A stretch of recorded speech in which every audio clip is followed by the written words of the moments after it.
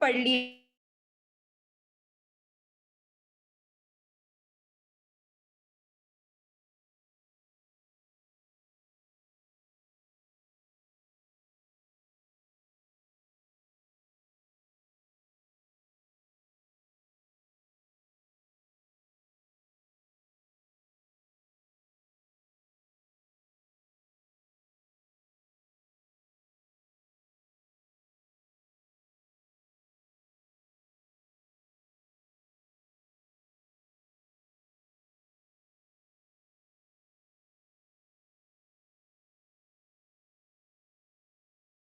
मेरी screen share हो रही है सबको?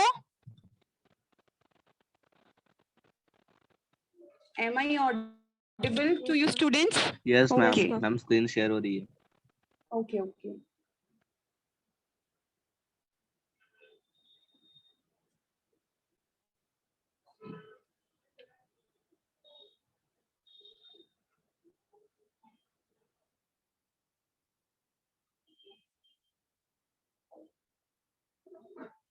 देखो, अब जो हम नेक्स्ट पॉइंट पढ़ेंगे वो है रीएलोकेशन ऑफ रिसोर्सेज, कि बजट किस तरह से रिसोर्सेज का क्या करता है, रीएलोकेशन करता है। तो देखो क्या होता है रीएलोकेशन के अंदर। रीएलोकेशन के अंदर स्टूडेंट्स बेसिकली हमारा जो गवर्नमेंट बजट बनाया जाता है, हम उसमें क्या करते हैं, रिसोर्सेज का रीएलोकेशन करते हैं। मार्केट इकोनॉमी के अंदर क्या होता है, अब देखो मार्केट इकोनॉमी क्या होता है, पहले ये समझो। मार्केट इकोनॉमी वो इकोनॉमी होती है जहां पर हम हर चीज की प्राइस कैसे पता लगाते हैं, डिमांड एंड सप्लाई से। तो देखो कितना रिसोर्सेज हमें एलोकेट करना है गुड्स को प्रोड्यूस करने के लिए, कि मतलब हम कौन से गुड्स को प्रोड्यूस करें जहां पर हमको ज्यादा प्रॉफिट्स मिले। तो हमें ऐसे गुड्स को फाइंड आउट करना है और वहां पर अपने रिसोर्सेज लगाने हैं, क्योंकि प्रॉफिट बहुत इंपॉर्टेंट होता है। तो गवर्नमेंट क्या डिसाइड करती है, गवर्नमेंट ये सोचती है कि सही जगह पे रिसोर्सेज का एलोकेशन करे, किससे, अपनी टैक्स पॉलिसी से। मतलब कि हमें रिच पीपल से कितना टैक्स लेना है। एक होता है प्रोग्रेसिव टैक्स, होता है रिग्रेसिव। प्रोग्रेसिव वो होता है जो पुअर की, जैसे पुअर और रिच के हिसाब से होता है। अगर जो जितना रिच होगा उसको ज्यादा टैक्स पे करना पड़ेगा, जितना जो पुअर होगा उसको कम, क्योंकि पुअर पे कम भार आना चाहिए, रिच पे, अगर रिच तो पैसा कमा रहा है ज्यादा, अगर वो ज्यादा टैक्स पे भी कर देगा तो कोई इशू नहीं है। लेकिन अगर एक गरीब लोगों पे अगर गवर्नमेंट ज्यादा टैक्स लगा देगी तो उसके पास बचेगा क्या। जो पैसा कमा रहा है, अगर वो मतलब जितना कमा रहा है, अगर उसमें से आधा पोर्शन भी टैक्स में चला गया तो कैसे एक गरीब इंसान अपना लाइवलीहुड को रन करेगा। तो गवर्नमेंट क्या करती है, बजट इसलिए बनाती है ये देखने के लिए कि उसको कहां पर अपना रिसोर्सेस एलोकेट करना है, टैक्सेशन पॉलिसी से। फॉर एक एग्जांपल देती हूँ, गवर्नमेंट क्या करती है, लग्जरी गुड्स पे ज्यादा टैक्स क्या करती है, इम्पोज करती है। क्यों करती है, क्योंकि देखो लग्जरी गुड्स कौन खरीदते हैं, रिच खरीदते हैं। तो लग्जरी गुड्स के प्रोडक्शन पे ज्यादा टैक्स लगाती है, while subsidies are offered for the production of necessities of life. जो लाइफ की नेसेसिटीज हैं, जो जिनके बिना हम रह नहीं सकते, उन गुड्स के प्रोडक्शन को सब्सिडीज देती है। सब्सिडीज देने का मतलब मनी की फॉर्म में हेल्प करती है।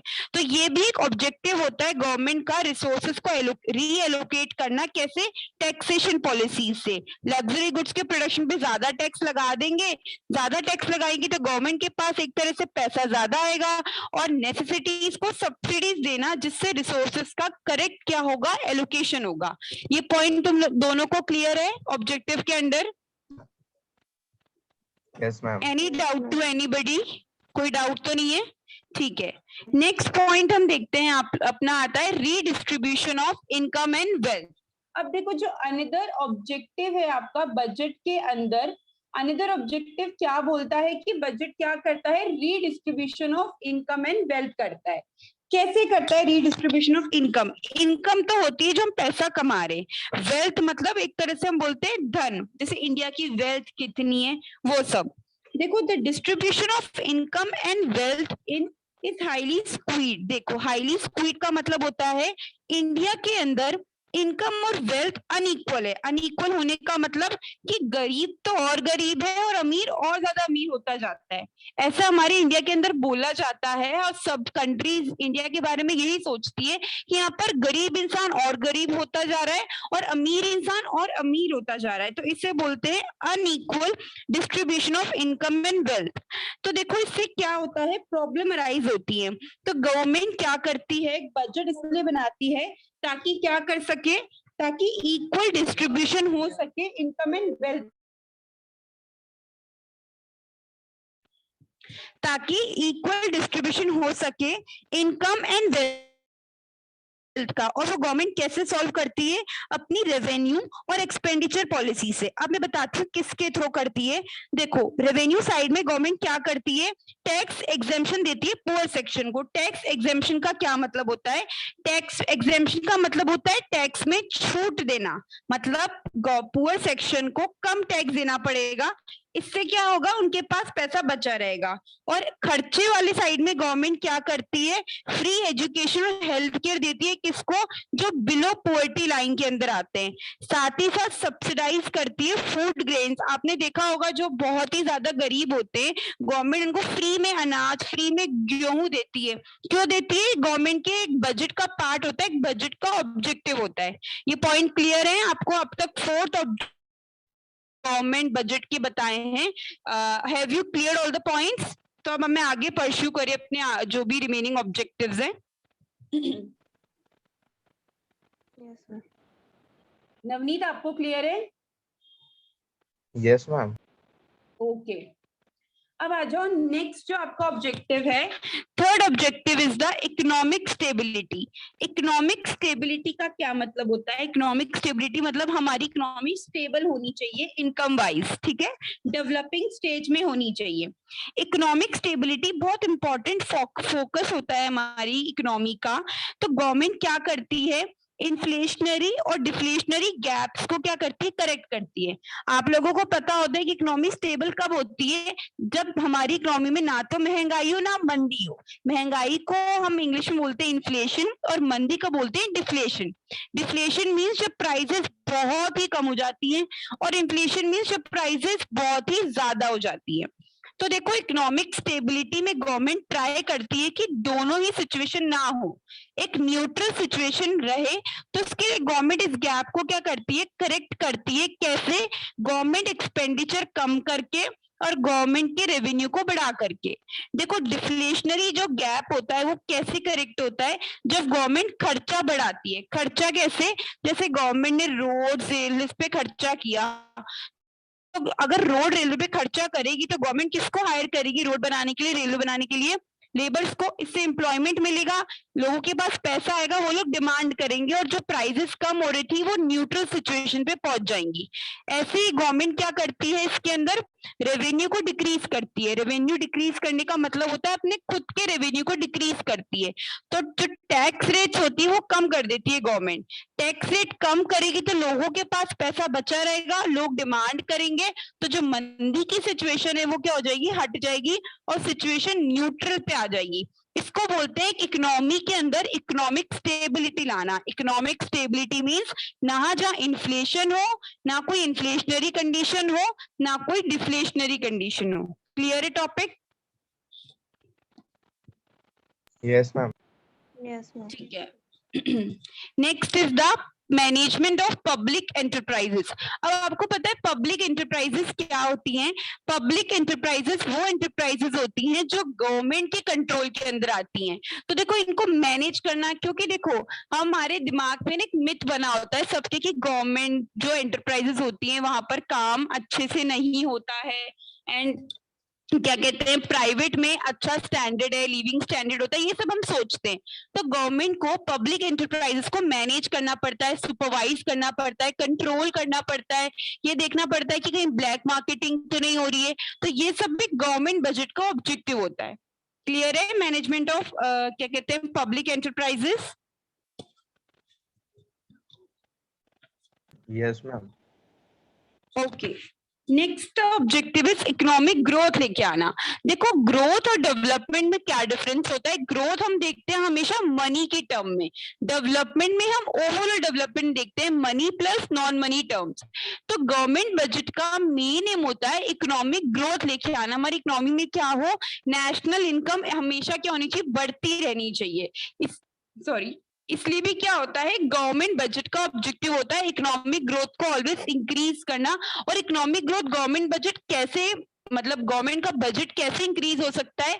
देखो गवर्नमेंट ऐसी पॉलिसीज लाएगी, ऐसे मेथड्स अडॉप्ट करेगी जिससे लोगों को क्या मिलेगा, एम्प्लॉयमेंट मिले, फ्री एजुकेशन देगी। जो बच्चे नहीं पढ़ सकते हैं या फिर जिन बच्चों को अभी तक स्कूल की फैसिलिटीज नहीं है, एजुकेशन में इन्वेस्ट करके गवर्नमेंट क्या करेगी, बच्चों को एजुकेशन प्रोवाइड करा के आगे इनके फ्यूचर के लिए एड ऑन करेगी। क्लियर है टॉपिक इकोनॉमिक ग्रोथ।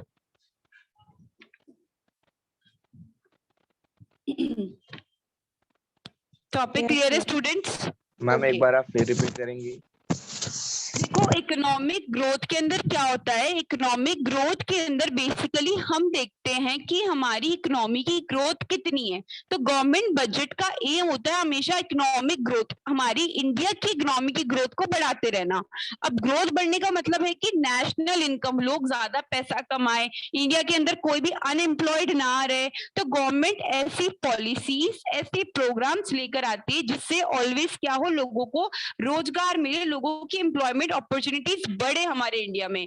तो गवर्नमेंट बजट के अंदर ऐसे ऐसे वेज, ऐसे ऐसे मेथड्स को इंक्लूड करती है। क्लियर है टॉपिक, क्लियर है? Yes ma'am. ठीक है। Next is the generation of employment. देखो ये पॉइंट बिल्कुल फिफ्थ वाले पॉइंट से एक तरह से इंटरलिंक्ड है। गवर्नमेंट बजट का मेन एम ये भी होता है कि एम्प्लॉयमेंट अपॉर्चुनिटीज जनरेट करे। All the objectives are interlinked to every other.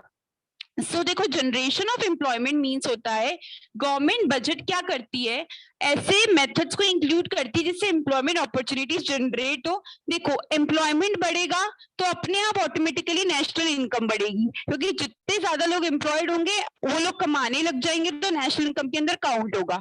National income बढ़ी तो इकोनॉमिक ग्रोथ भी बढ़ेगी, इकोनॉमिक ग्रोथ बढ़ी तो हमारी एक तरह से इंडिया की सिचुएशन सुधरेगी। ठीक है, सिचुएशन सुधरेगी तो साथ ही साथ इनकम एंड वेल्थ का इक्वल डिस्ट्रीब्यूशन होगा। तो ये सारे पॉइंट्स इंटरलिंक्ड ऑब्जेक्टिव्स के। क्लियर है तुम्हें point, last point generation of employment? Yes ma'am. Yes ma'am. Okay, अब आगे हमारा टॉपिक आता है what are the components of budget.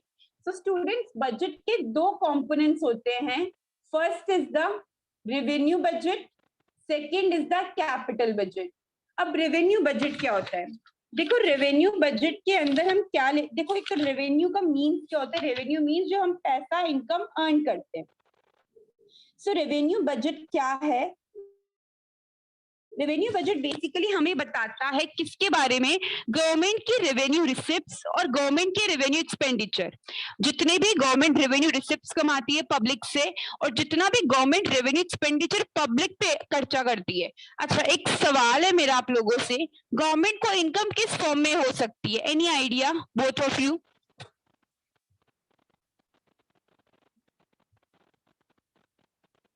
कोई आइडिया? मैम मीन्स कैसा, कि कैश में या चेक में, ऐसा?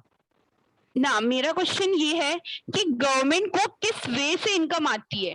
गवर्नमेंट को बिजनेस तो करती है नहीं मैम, जो हम जीएसटी भरते हैं ना, हाँ हाँ उससे। या गुड, बिल्कुल जीएसटी, साथ ही साथ जो हम डायरेक्ट टैक्स पे करते हैं, हमारी इनकम पे जो टैक्स पे कर रहे हैं वहां से भी गवर्नमेंट को इनकम आती है। ठीक है, so Amisha have you clear about this, government को इनकम कैसे आती है? Yes ma'am. ओके, अब देखो हम रेवेन्यू बजट के अंदर दो चीजें पढ़ेंगे। किसी का माइक बंद कर लो, किसका ऑन है, आवाज आ रही है पीछे से। ओके, देखो रेवेन्यू बजट के अंदर हम क्या इंक्लूड करते हैं, रेवेन्यू बजट के अंदर revenue receipts and revenue expenditure. First हम पढ़ेंगे कि रेवेन्यू रिसिप्ट्स क्या होती हैं। देखो रेवेन्यू रिसिप्ट्स का मतलब होता है जो ना लाइबिलिटी क्रिएट करती हैं गवर्नमेंट पे और ना गवर्नमेंट की एसेट्स को कम करती हैं। 2 पॉइंट है, these receipts do not create any liability, government को कोई लाइबिलिटी क्रिएट नहीं करनी। अगर गवर्नमेंट के पास ये रिसिप्ट आ रही है तो ऐसा नहीं कि फ्यूचर में उनको वापस रीपे करना पड़ेगा, तो कोई लाइबिलिटी क्रिएट नहीं होती है। सेकेंड इज, ये रिसिप्ट्स गवर्नमेंट के असेट्स को क्या करती हैं, कम नहीं करती हैं, जितनी है उतनी ही रहती हैं। 2 पॉइंट क्लियर है आपको रेवेन्यू रिसिप्ट्स के अंदर?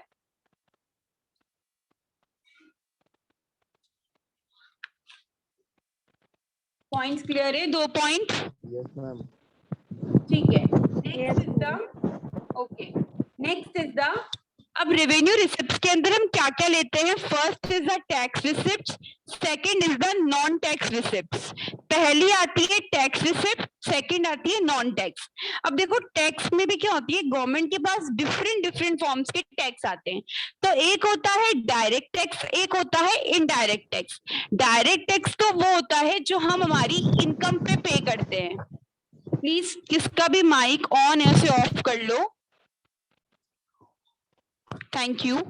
देखो डायरेक्ट टैक्स क्या होता है, डायरेक्ट टैक्स वो टैक्स होता है जो हम हमारी इनकम पे करते हैं, ठीक है, और जिसको हम शिफ्ट नहीं कर सकते। हम ये नहीं बोल सकते कि यार तू मेरी जगह पे कर दे, ऐसा नहीं हो सकता। डायरेक्ट टैक्स मींस वो टैक्स जो क्या करता है, एक आम आदमी जो इंसान है जो कमा रहा है वो अपनी इनकम पे करता है। फॉर एग्जाम्पल आज मैं अगर साल के 10 लाख रुपीस कमा रही हूँ तो मुझे 10 लाख पे टैक्स पे करना पड़ेगा, इसको हम बोलते हैं इनकम टैक्स। देखो नाम से समझो, इनकम टैक्स, ऐसा टैक्स जो इनकम पे किया जाता है। फिर एक होता है कॉर्पोरेट टैक्स, कॉर्पोरेट टैक्स होता है जो कंपनीज जो पे करती हैं। फिर होता है wealth and property tax, wealth and property tax basically हमारी वेल्थ और जो भी प्रॉपर्टीज होती है उनसे रिलेटेड होता है। बट हमेशा एक चीज ध्यान रखो स्टूडेंट्स, हमेशा जब तुमसे क्वेश्चन पूछा जाए कि डायरेक्ट टैक्स के अंदर कौन सा टैक्स आता है, तो मेनली 2 ही ज्यादातर होते हैं, इनकम और कॉर्पोरेट। और इनकम और कॉर्पोरेट में से भी इनकम ही ज्यादा सबका आंसर होता है। तो income tax is the example of the direct tax. तुम्हें यहाँ तक क्लियर है डायरेक्ट टैक्स क्या होता है? Yes, ma'am. देखो डायरेक्ट टैक्स का मतलब होता है, ये वो टैक्स होता है जो पीपल अपनी इनकम पे करते हैं और हम इसको शिफ्ट नहीं कर सकते। इसका जो बर्डन है हम दूसरे लोगों पे नहीं डाल सकते, हमें ही पे करना पड़ेगा। जैसे जीएसटी होता है, जीएसटी गवर्नमेंट को पे किया जाता है, लेकिन कंपनी किससे लेती है? किसी को आइडिया है जीएसटी कंपनी किससे ले रही है, किससे लेती है? Any idea?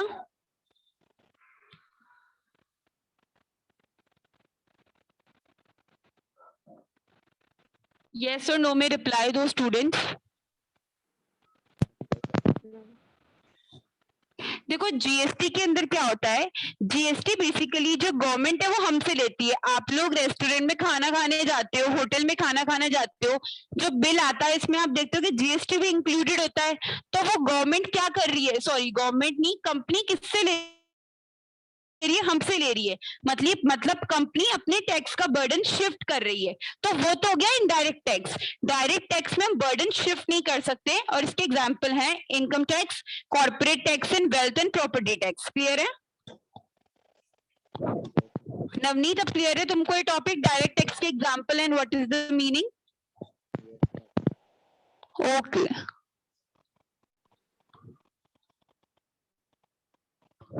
Next is the indirect tax. Indirect tax क्या होता है? देखो जैसे मैंने अभी आपको एग्जांपल दिया था, होटल में आप अगर खाना खाने जाते हैं एंड क्या कहते हैं, जहाँ बिल में जो भी आपका एक्स्ट्रा जो एड ऑन होता है, आप जीएसटी देखते हैं लिख के आता है, तो जीएसटी कंपनी हमसे लेती है, that is the part of the indirect tax. देखो पहले तो ये सब टैक्स थे, value added tax, service tax, excise duty, custom duty, entertainment tax, ये सब टैक्स पहले थे। अब ये हट चुके हैं, गवर्नमेंट एक ही टैक्स लेके आ गई है, उसका नाम है GST, goods and services tax. ये पहले हमारे बहुत सारे टैक्सेस हमारे इंडिया के अंदर थे। तो हमें इनडायरेक्ट टैक्स के अंदर एग्जांपल्स हैं value added tax, service tax, excise duty होती है जो एक्सपोर्ट पे की जाती है, एक्सपोर्ट जब हम करते हैं हमारे गुड्स को बाहर की कंट्री में, कस्टम ड्यूटी भी होती है और एक एंटरटेनमेंट टैक्स होता है। These are the example quoted under the indirect tax. इनका बर्डन हम शिफ्ट कर सकते हैं, मतलब इनका पैसा हम दूसरों से ले सकते हैं। जैसे कंपनी जीएसटी हमसे लेती है, हमसे हम उनको पैसा देते हैं, फिर वो गवर्नमेंट को पे करती है। आया समझ तुम्हें? दोनों में डिफरेंस क्लियर है? What is the direct tax and what is the indirect tax? कोई डाउट किसी भी पॉइंट में तो पूछ लो। सॉरी नमनी, तुम्हारी आवाज मुझे आ नहीं पा रही है। मैम एक बार फिर से एक्सप्लेन कीजिए ना। ठीक है, देखो इनडायरेक्ट टैक्स क्या होता है? इनडायरेक्ट टैक्स वो टैक्स होता है जिसका बर्डन हम शिफ्ट कर सकते हैं। और बेसिकली ये टैक्सेस जो होते हैं, हमारे इंडिया के अंदर एक टैक्स हमारे प्राइम मिनिस्टर ने इंट्रोड्यूस किया था, जीएसटी, तो वो इनडायरेक्ट टैक्स का एग्जाम्पल है। बेसिकली हमसे यहाँ पर क्या होता है, कस्टमर से इसका बर्डन लिया जाता है, कंपनी नहीं पे करती है जीएसटी। देखो इसका जो बर्डन होता है वो हमसे लिया जाता है। जैसे हम बाजार में कोई भी सामान खरीदने जाते हैं, अगर आप अपने राशन का सामान भी खरीदने जाते हैं, उसमें जीएसटी इंक्लूडेड होता है, तो जो भी शॉप से वो हमसे ही तो ले रही है जीएसटी, पे वो कर रही है, लेकिन जीएसटी का बर्डन हम दे रहे हैं उनको, वो हमसे बर्डन बियर करती है। सो देखो इनडायरेक्ट टैक्स के अंदर एग्जाम्पल है value added tax, service tax, excise duty, custom duty, entertainment tax. These are the examples. Value added tax होता है जैसे कोई भी गुड्स प्रोड्यूस हुआ तो पहले रॉ मटेरियल आता है, फिर फिनिश गुड्स बनता है, फिर वर्क इन पहले रॉ मटेरियल होता है, फिर वर्क इन प्रोग्रेस होता है, फिर फिनिश गुड्स बनता है। तो ये इन सब स्टेजेस से क्या गुजरने के लिए हमें टैक्स देना पड़ता था। सर्विस टैक्स बेसिकली किसी सर्विसेज लेने के लिए होता है। एक्साइज ड्यूटी सेम एक्सपोर्ट्स के लिए होता है। एंटरटेनमेंट टैक्स जैसे आप सिनेमा या थिएटर में जाते हो, आप मूवी देखने जाते हो, तो टिकट में शायद वो एंटरटेनमेंट टैक्स इंक्लूड होता है जो आप एक्स्ट्रा पे करते हो। क्लियर है अब नवनीत? ठीक है। अगर हम कोई सामान खरीद रहे हैं तो उसका भी लगता है बताएं। या आप कोई भी सामान खरीदो, अगर आप मतलब आप अभी कहीं भी शॉप्स में चले जाओ, कोई भी सामान खरीदो, आपको बिल देंगे ना, उस बिल में जीएसटी का होता है। और जीएसटी में भी दो पार्ट होता है, सीजीएसटी और स्टेट एसजीएसटी। सी मतलब होता है आपका central goods and services tax, और एस का मतलब होता है state goods and services tax. तो वो सब उस बिल में पूरा प्रॉपर तरीके से हमें मेंशन किया जाता है कि कितना सेंट्रल के पास जा रहा है, कितना स्टेट के पास जा रहा है। क्लियर है? Yes, ma'am.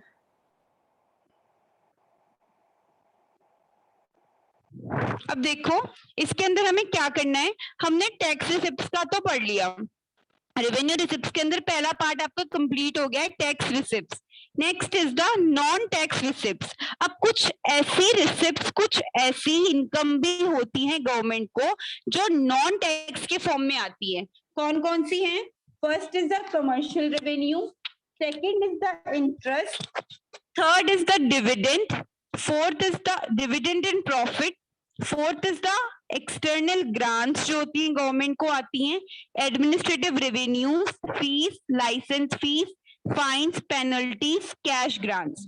देखो इसके अंदर क्या होता है, हम बेसिकली जो नॉन टैक्स वाला पार्ट है उसके अंदर सारी फीस, इंटरेस्ट, गवर्नमेंट अपने शेयर्स आपको क्या कहते हैं सेल करती है, या फिर आप गवर्नमेंट के शेयर्स परचेज करते हैं। तो जब हम गवर्नमेंट के शेयर्स खरीदते हैं तो आफ्टर 1 ईयर हमें डिविडेंड प्रॉफिट्स मिलते हैं।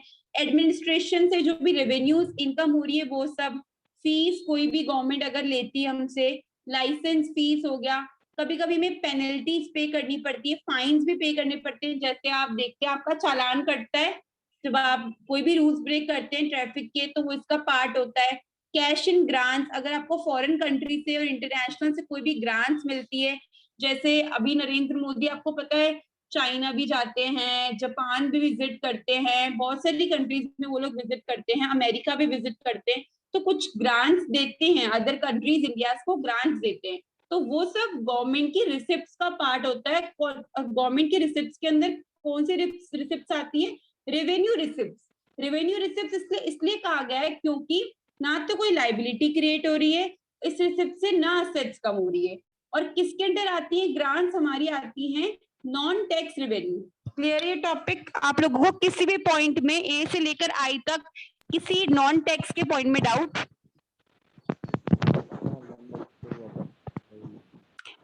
सॉरी आपकी आवाज नहीं आ रही है नवनीत। मैम अच्छे से समझा नहीं है।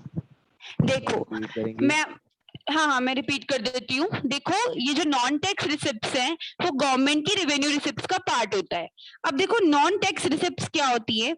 नॉन टैक्स रिसिप्ट्स वो रिसिप्ट्स होती हैं जो अराइजेज होती हैं हमें टैक्स के अलावा। अगर गवर्नमेंट को टैक्स के अलावा कहीं भी दूसरे सोर्सेस से इनकम आती है तो वो होती है नॉन टैक्स रिसिप्ट्स। अब इसके अंदर क्या क्या आता है, फीस, फाइन्स। फी का मतलब जैसे हमें गवर्नमेंट को कोई फी पे करनी हो सर्विसेज के लिए।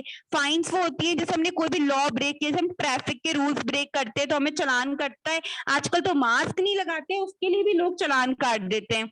ये सब चीजें इसके अंदर आती हैं। साथ ही साथ डिविडेंड, अगर गवर्नमेंट के मैंने कोई शेयर्स खरीदे, गवर्नमेंट क्या करती है कभी कभी बॉन्ड इशू करती है, तो बॉन्ड्स लोग खरीदते हैं, फिर आफ्टर 1 ईयर गवर्नमेंट क्या करती है उसको उनका पैसा वापस करती है, तो उस पे क्या होता है डिविडेंड और प्रॉफिट अर्न्ड होते हैं हमको। And next is administrative revenues. Administrative revenues का मतलब होता है एडमिनिस्ट्रेशन का काम गवर्नमेंट हर लेवल पे करती है, स्टेट एंड सेंट्रल। तो उसपे जो भी रेवेन्यू, जो भी इनकम गवर्नमेंट को अर्न होती है, जो कमाती है, वो सब आते हैं नॉन टैक्स रिसिप्ट्स के अंदर। बाहर की कंट्री से हमें क्या होता है एड भी मिलती है। एड का मीन्स हेल्प भी मिलती है। सभी कोविड जब हमारा पेंडेमिक आया तो पेंडेमिक के टाइम पे बहुत सारी कंट्रीज ने इंडिया को हेल्प किया। सेकेंड वेव में बहुत सारी ग्रांट दी गई। कुछ लोग डोनेट भी कर रहे थे पैसा। प्रधानमंत्री करके एक फंड भी बना था, तो बहुत सारी बाहर की जो भी कंट्रीज से अपना पैसा डोनेट कर रही थी। तो वो सब कहाँ जुड़ेगा, नॉन टैक्स रिसिप्ट्स के अंदर। क्लियर है अब ये? अब क्लियर है नवनीत? तुमको कोई डाउट है किसी भी टॉपिक में? No ma'am. ओके अमीशा, आपको क्लियर है ये टॉपिक? Yes ma'am. ओके अब नेक्स्ट हमारा टॉपिक आता है इसके अंदर कैपिटल रिसिप्ट्स क्या होती है। अब तक आपने रेवेन्यू के बारे में पढ़ा सारा, अब हम कैपिटल के बारे में पढ़ेंगे कि कैपिटल रिसिप्ट्स क्या होती हैं। देखो कैपिटल रिसिप्ट वो रिसिप्ट होती है, ये सब गवर्नमेंट की अर्निंग है लेकिन डेफिनेशन डिफरेंट है।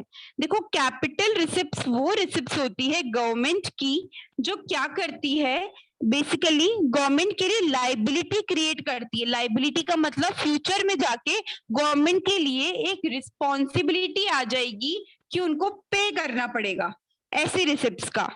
एंड सेकेंड इज द, ये रिसिप्ट्स क्या करती हैं, असेट्स को कम करती हैं। कोई मुझे बता सकता है कि रेवेन्यू रिसिप्ट्स का सिनोनिम है या एंटोनिम है? डेफिनेशन से अगर आपको पता लग रहा हो तो एनी आइडिया कि रेवेन्यू रिसिप्ट की डेफिनेशन का सिनोनिम है या एंटोनिम है? Synonym means similar, antonym means opposite.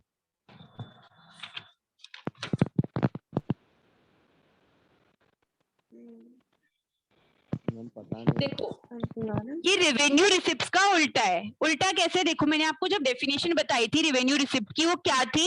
Revenue receipt वो रिसिप्ट होती है जो ना तो लाइबिलिटी क्रिएट करती है ना असेट्स को कम करती है। कैपिटल रिसिप्ट हमेशा अपोजिट है। कैपिटल रिसिप्ट लाइबिलिटी क्रिएट करती है गवर्नमेंट के लिए, एज वेल एज क्या करती है, असेट्स को भी कम करती है। क्लियर है अब टॉपिक?